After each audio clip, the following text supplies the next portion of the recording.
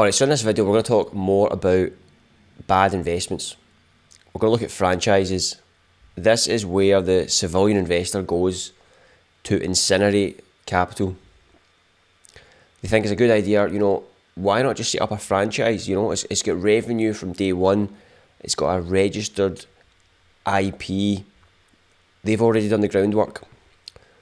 So how can it not work? This is a graveyard of capital. And there are just endless pages of bad investments. But this entrepreneurship, hustle culture has programmed people into thinking, you can't make money in a 9 to 5. You need to go out there and hustle and be a business owner. And they get trapped into doing a franchise. So I'm going to do two in this video. We're going to look at this one I found here, which is the juice bar.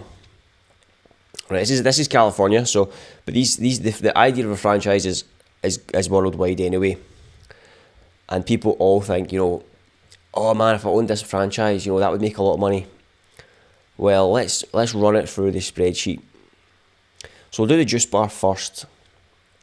So the advert here, they want 300 grand, and you're getting immediate revenue of nearly $500,000 with a cash flow of near 100 grand a year. And pay attention, look, 100% employee run. Well established, 100% absentee owner, 100% employee operated. Yeah, and it's in a desirable upscale area. Okay. So what could go wrong here? Why don't we just buy franchises? Yeah, because all the money seems to be here. It's easy money. You don't need to do anything according to the advert. 8 part-time staff, 1 full-time manager. So 100 grand a year, nearly 8k a month for doing absolutely nothing, just for investing. And look, you can speak to Manny. Give him a call if you wanna buy this business. I want to know if you would buy this business. Just looking at that initially. So what's the problem with a juice bar? First problem with a juice bar is the actual product you're selling is a perishable inventory. So think about it. Let's imagine we buy too many strawberries and we don't sell them. We have to throw the strawberries away. So we're literally throwing money away unless we sell every bit of fruit. So how do we can't stop the fruit from expiring. And if we don't buy enough strawberries and someone comes up and orders it and we don't have it, we're sold out, we lose money. We lose money that way as well. So the way you could do it is if you know exactly what tomorrow brings. If you can predict the future and you know exactly what people are going to order and you know exactly how much they order, then it could work. But anyway, let's look at the spreadsheet. Now keep in mind, the person that really makes the money is the franchise royalty. On this spreadsheet, right, I've put they take an 8% cut off the gross profit. Really, that's been generous. Most franchisors actually take it straight off the gross revenue. The way to look at a franchise, if you invest in a franchise, you are the host and the franchisor is the parasite. And they just drain all your biological labour out of you. Because on all these adverts, they never account for, they actually assume the franchise purchaser is actually going to work in the business. So let's look at it. So 60 grand for rent in an LA shopping centre, utilities, accountant, part-time payroll for staff, 120 grand, full-time manager. So this is important because the franchisees always assume that the person that's purchasing it is going to work in it. So you're actually just buying a job. It's not even, you're paying to buy a job when you can just get a job for free. So the advert said 94k. My calculation was a net loss of 28 grand. By the time you've serviced a loan, if you've taken any finance to buy the business, then and you've kept money back for capital expenditure, so broken blenders, fridges, HVAC, you're losing money. Okay, fair enough, you don't take any debt. You're still getting less than minimum wage. You're still not even getting a living wage from the business. It's all going to the franchisor. Because you have to, unless you work in the business, you can take that 70k, but the numbers are so horrific. It's a bloodbath. It's almost like just lighting the money on fire. You might as well light the money on fire. So the juice bar was absolutely horrific, but there is another one I was looking at. We're going to look at another one. Because I was scrolling through them and I saw Junk King. So let's look at Junk King, because look, it averages $500,000 a year. So let's look at this. Look, these guys are happy. Their guys are printing money. You know, so you only need 50k. Anyone could fund that. Literally, as long as you've got a pulse, you know, no industry experience required, right? They're basically saying here, look, we'll take anyone. Franchise unit trends and revenue, so the graph just goes up. Success, right? 172 units, keep that in mind. $500,000 a year, wow. Okay, so they're taking 10%, and they're taking it straight off the gross, straight off the top line, and the franchise purchaser takes all liability. The only net worth they want is 150k. Okay, so that tells us anyone that a homeowner that can get fined 50 grand gets sent a PDF with a training manual and a welcome tech support, and he's good to go. So what do you think? Would you invest in that? It's basically a removals company. What do you think? Would you invest in that? These guys look happy. Yeah, I wouldn't take this business if you gave it to me for free. You have anyone with in a truck or a van as your competition. Let's look at the spreadsheet. All right, so I'm just going to hit you with the straight number. If you hired a manager, so the actual business operated on its own, this is what your actual free cash flow would be. I'm going to show you. Let's look at the free cash flow. That number right there, $3,565. So you take on maximum liability, dealing with staff, drivers turning up hungover, people not turning up for their shift, major stress, van truck repairs, to make 3.5k a year. So you're probably thinking there's absolutely no way this is possible, because why would anyone do this? They do. This is what people do. Just to quickly go over the numbers, $500,000 in turnover, straight off the top, 11% roughly, they're taking 60k. You've got landfill, fuels, tipping fees, you've got two-man crew to pay for, you have a workers' compensation insurance, you've got commercial auto insurance, you've got truck leases, brake replacements, blown tyres. So your gross sales minus operating is about 116k. You need emergency capital expenditure for 12k because trucks depreciate in value, and the job is involving the trucks. Okay, so the seller's discretionary earnings, they're saying that you'll make 105k, but we need to hire a logistic manager to actually run the business. So that's at least 75k in California. And base operating profit minus the salary, you're looking at 41k. But keep in mind, we need to put money aside for retained earnings. And we need structural capital expenditure, because if we don't park money aside, you can't fix the trucks. You can't give the staff members equipment. They might need clothing, safety gear, whatever it might be. So, if you actually ran the business responsibly and properly, you're left with $3,500.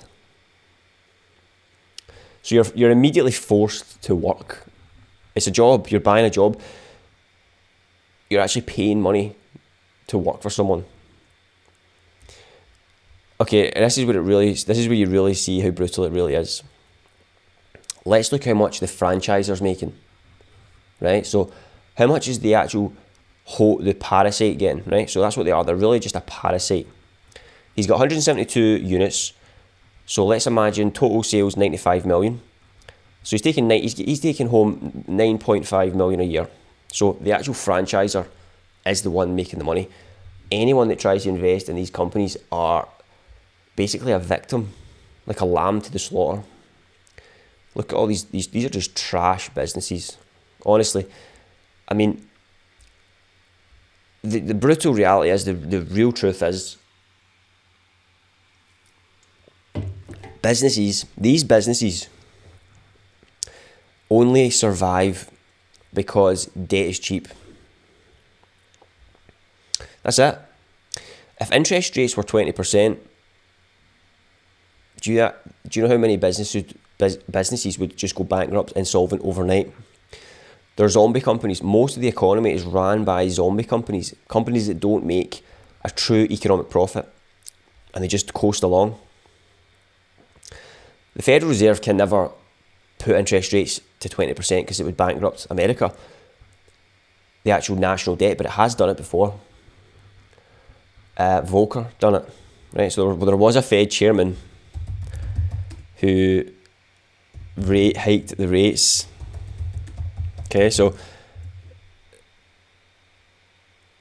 I want to use AI mode.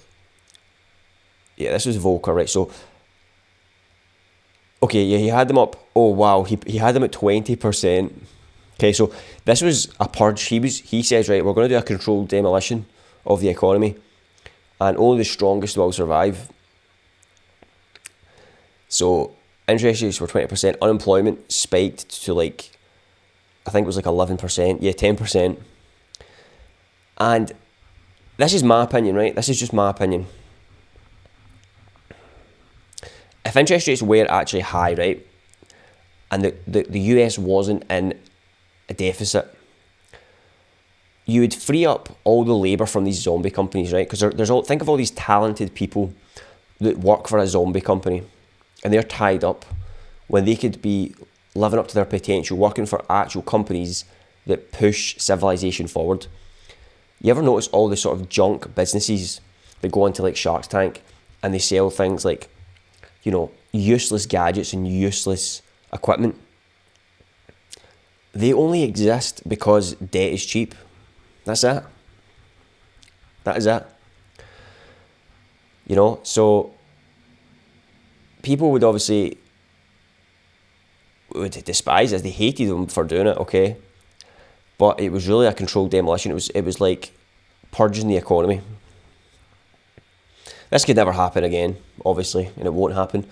The interest rates need to stay low, and you'll just see these zombie companies plodding along and surviving.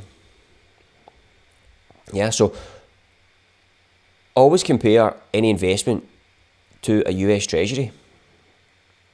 Think about it. We could just stay in bed and have a US Treasury bill, a T-bill or a 10-year bond, if you want complete risk-free and no volatility. But if you watch my content, we don't worry about volatility. We know volatility is not the same as risk. Do you know what's so interesting as well about these people that buy franchise? They say that the stock market's risky. Yeah, the stock market's risky, But investing in a highly volatile business with absolutely no pricing power and infinite competition and breaking down trucks and staff and regulations, that to them that's not risky. It's insane. It's absolutely insane. So this just blows my mind. It really blows my mind, because these people who think, I would rather just invest in my own thing. And listen, I've not got a problem with people investing in their own thing. Just run it through a spreadsheet. Because look, someone will say, I don't want to invest in Google because they think that's risky. It's risky. You're investing in one company. It's more likely that everyone would lose their job first before Google would go bankrupt. It made $400 billion last year. Yeah, but that's risky. When people invest in stocks, they think they're investing in a little line on a screen. They think it's like a casino. They don't actually think, okay, well, hold on. If the company keeps making money and keeps buying back shares, then inevitably the stock goes up. But trying to explain that to people is just, sometimes it feels like speaking to a wall, because they don't really understand how money works. The other thing they say is, well, the stock can't keep going up forever. Yeah, the stock market can't keep going up forever. You ever ask these people, so why does the S&P 500 keep going up? Why does it always recover? Generally, all the finance influencers, all the creators, ask them that question. They have no idea. Yeah, they have no idea why. Let's look why. This chart right here. The reason stocks keep going up and will always keep going up is because new money keeps getting created. There you go. That's one reason. Another reason is the company generates free cash flow. That's it. Free cash flow. That's what actually matters. You can't pay dividends with net income. You can't pay buybacks with net income. It's all with free cash flow. That's why Warren Buffett, Charlie Munger, and the rest of the best investors, they cared about the cash flow statement, because they realised that net income is an accountant's opinion, as we've just established with junk king removal. Because technically, what was the actual net income was about 104k, 116 to 104k. So you would say, well, look, that's profitable business. Yeah, look, it makes profit. But we know the truth. The truth is, there's $3,500 of cash left over. The same applies, this is what I'm saying, the same applies to a public stock. Okay, so this is why the sort of civilian investor looks at a PE ratio and says, it's expensive. Yeah? Watch this, right? Watch this. Okay, Broadcom is a company I know very well. So, look, 82 PE ratio. So the civilian goes, that's expensive. Nah, it's overvalued. That's overvalued. Okay, so what does a sovereign investor do? We go like this, okay. So it's based off the net income. But hold on. How is it possible that the cash from operations, how is it possible the cash that went into the bank is higher than the net income? Think about this. How is this possible? Yeah? This is what we look at. This is why we look at cash. The reason it's possible is because net income includes depreciation, amortization, and write-offs. So they reduce the net income, but the actual cash is higher. See? Broadcom's actually generating more cash than net income. Yeah, so it looks expensive as well because that's looking at the last 12 months. Yeah, so looking in the past. So you want to look at the forward as well, the forward PE. But personally, I like to look at forward cash. But anyway, I'm going off topic. That's just for another video. This was just to talk about franchises and why they're a terrible investment.